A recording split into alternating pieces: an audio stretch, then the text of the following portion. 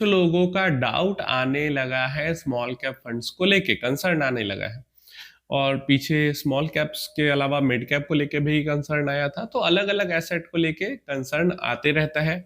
And articles भी अब आने लगे हैं, जैसे कल भी मैंने जिक्र किया था कि आर्टिकल था, आई थिंक अपस्टॉक्स का था या एनडीटीवी का आर्टिकल था। और वहां पे वो लोग डिस्कस कर रहे थे कि जो ज्यादातर जो स्मॉल कैप फंड्स हैं वो अपने ऑल टाइम हाई के पास पहुंच चुके हैं। डेफिनेटली सही बात है, ज्यादातर फंड्स अपने स्मॉल कैप कैटेगरी में अपने ऑल टाइम हाई के पास उनकी जो यूनिट की प्राइस है, जिसको एनएवी नेट एसेट वैल्यू कहते हैं, वो पहुंच चुकी है। और मतलब देखो कितना अजीब चीज ये है कि 3 महीने पहले, 4 महीने पहले, मार्च के टाइम पे जो यही फंड्स हैं, वो जो एनएवी है इनकी, वो 20% से 25% तक कुछ कुछ फंड्स की नीचे गिर चुकी थी। और अभी सब रिकवर होके ऑल टाइम हाई के पास पहुंच चुके हैं। तो ऐसे में कंसर्न सबका ये आ रहा है कि क्या small cap funds over value हो चुके हैं अब? क्या हमें स्मॉल कैप फंड्स के अंदर इन्वेस्ट नहीं करना चाहिए अभी? क्या हम लार्ज कैप के अंदर इन्वेस्ट करें, क्योंकि लार्ज कैप के अंदर रैली अभी नहीं आई है, स्मॉल कैप्स को बंद कर देते हैं, एग्जिट कर देते हैं, लार्ज कैप में इन्वेस्ट कर देते हैं। ये सब तरीके की चीजें आ रही हैं। अब देखिए, दो तरीके के लोग होते हैं। एक ऐसे लोग होते हैं जो जब तेजी आती है किसी एसेट में तो वो उसमें और ज्यादा इन्वेस्ट करते हैं। और एक तरीके के लोग होते हैं जो तेजी आती है किसी स्टॉक्स में तो वो प्रॉफिट बुकिंग करके निकलना चाहते हैं। एक्चुअली में दोनों ही गलत है। दोनों ही गलत है। सिर्फ तेजी के कारण निकलना या घुसना, ये बिल्कुल गलत है। आपको किसी भी एसेट में अपने गोल के अकॉर्डिंग, और मेरे गोल के अकॉर्डिंग मेरे पोर्टफोलियो में उसकी कितनी हिस्सेदारी होनी चाहिए, उसके अकॉर्डिंग इन्वेस्टमेंट करना चाहिए। मार्केट की तेजी को देख के, मार्केट की गिरावट को देख के इधर से उधर फंड बदलना, तो फिर ये ट्रेडर वाला काम हो गया। फिर आपका इन्वेस्टिंग नहीं हुआ, वो इन्वेस्टर आप नहीं हुए, आप ट्रेडर हो गए। तो अगर आप इन्वेस्टिंग करने हैं या ट्रेडिंग करने हैं, ये आप खुद से सोच लीजिए। अब बात क्या है कि आपको इन्वेस्ट करना है आगे 15 सालों तक। 15 सालों में कम से कम 10 से ज्यादा साल तो ऐसे होंगे जहां पे स्मॉल कैप्स का ऑल टाइम हाई हिट होगा, जो कि पीछे का सिनारियो दिख रहा है। पहले के टाइम पे तो गिर के स्मॉल कैप्स नीचे रहते भी थे लंबे समय के लिए, लेकिन अब तो वैसा भी नहीं होता। गिरते हैं, 2 महीने में रिकवर हो जाते हैं। तो 15 सालों में 10 साल तो जरूर ऐसा होगा जहां पे ऑल टाइम हाई हिट करेंगे। थोड़ा सा ही हिट करे लेकिन ऑल टाइम हाई हिट करेंगे। तो हर बार क्या इधर से उधर बेच के निकलते रहेंगे, इधर से उधर जंप करते रहेंगे?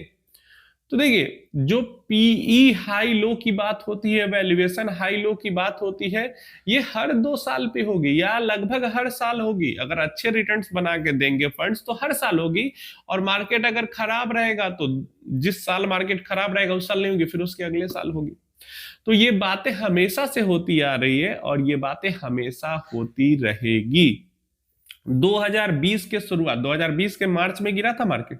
2020 के शुरुआती हालात या 2019 के लास्ट की बात मैं कर रहा हूं, जहां पे 2018 पूरा रिटर्न नहीं दिया था बना के स्मॉल कैप मिड कैप में, 2019 भी पूरा रिटर्न बना के नहीं दिया था। और फिर भी 2019 के लास्ट में या 2020 के शुरुआत में लोग स्मॉल कैप मिड कैप के खिलाफ थे कि ये महंगा है या फिर ये रिटर्न बना के नहीं देता, ये तो बेकार है, बहुत ज्यादा रिस्क है, दिस दैट 50 तरीके की बातें होती थी। जबकि वो एसेट क्लास पिछले 2 साल से रिटर्न नहीं बना रहा है। तो जो एसेट क्लास पिछले 2 साल से रिटर्न नहीं बना रहा है उसके तो आगे और हाई रिटर्न बनाने के चांसेस है ना। लेकिन लोग फिर भी दूर भाग रहे हैं, डर रहे हैं, घबरा रहे हैं और एग्जाम्पल दे रहे हैं, देखो 2 साल से रिटर्न नहीं बना है, आगे भी रिटर्न नहीं बनेगा। तो ये सब चीजें जो है वो मार्केट में हमेशा होती रहती है। आप अपने गोल के अकॉर्डिंग, जो गोल है आपका उसका क्या होल्डिंग पीरियड है, उसके अकॉर्डिंग आप स्मॉल कैप को या मिड कैप को या लार्ज कैप को या गोल्ड को या इंटरनेशनल इक्विटी को, है ना, या फिर डेट को प्रॉपर उसको एलोकेशन दीजिए और उसमें इन्वेस्ट करके होल्ड कीजिए, या जो एसआईपी चल रही है उसको एसआईपी को चलने दीजिए। आप ये दिमाग बिल्कुल आपको लगाने की जरूरत नहीं है कि कौन सा मार्केट सेगमेंट अभी ओवर वैल्यूड हो गया है, महंगा हो गया, कौन सा मार्केट सेगमेंट जो है वो अंडर वैल्यू हो गया।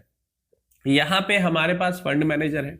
अब मान लो स्मॉल कैप ओवर वैल्यू हो गया, तो क्या सारे सेक्टर स्मॉल कैप्स के ओवर वैल्यू हो गए? एनएवी तो इसलिए बढ़ा ना क्योंकि उसने रिटर्न दिए बना के। अब रिटर्न बना के देने के बाद उसका एनएवी जब बढ़ चुका है, सेक्टर रोटेशन भी फंड मैनेजर अगर कर लेते हैं तो भी एनएवी बढ़ा हुआ ही रहेगा, एनएवी घटेगा नहीं।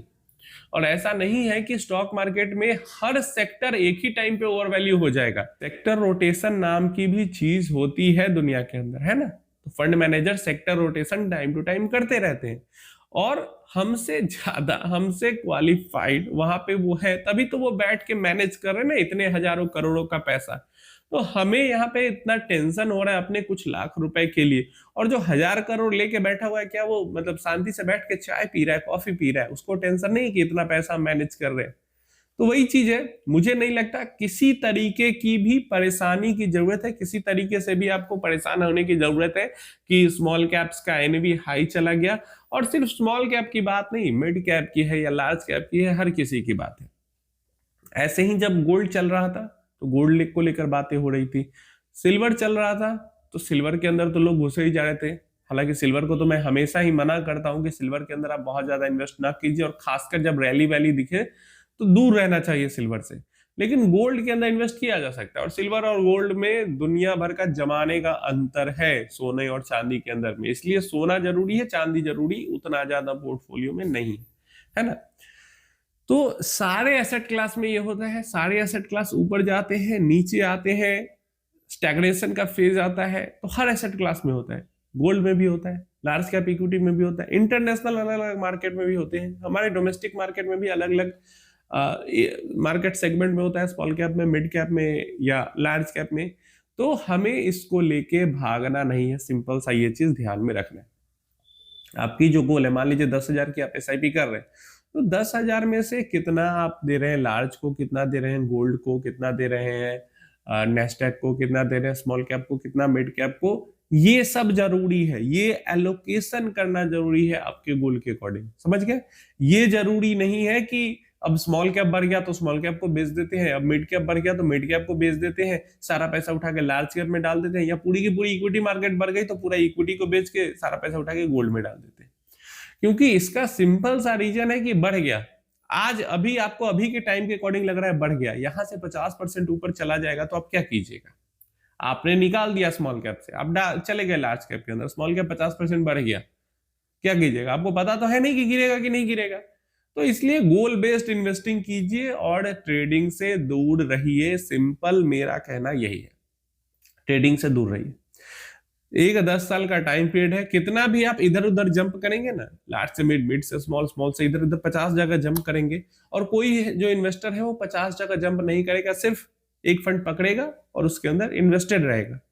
तो XIRR जो है ना, जो इन्वेस्टेड रहेगा उसका एक्चुअली में बेटर होगा XIRR, क्योंकि जब आप इधर उधर जंप करते हैं तो आपके टैक्सेस और ट्रांजेक्शन कॉस्ट भी बढ़ जाते हैं। और कई सारे जो फर्म्स है उन्होंने इस चीज को स्टडी किया हुआ है कि इधर उधर जंप करने से आपके रिटर्न खराब हो जाते हैं, जो कि एक्चुअली में आपको पता भी नहीं चलता। आपको लगता है कि मैं तो ज्यादा रिटर्न बना रहा हूं, वो पता भी नहीं चलता आपको। तो शांति से बैठिए, इन्वेस्टेड रहिए और एंजॉय कीजिए। रैली आता है तो भी हो सकता है 3 महीने बाद फिर से गिर जाए 20%, तो उसको भी एंजॉय कीजिए और परेशान नहीं होना है।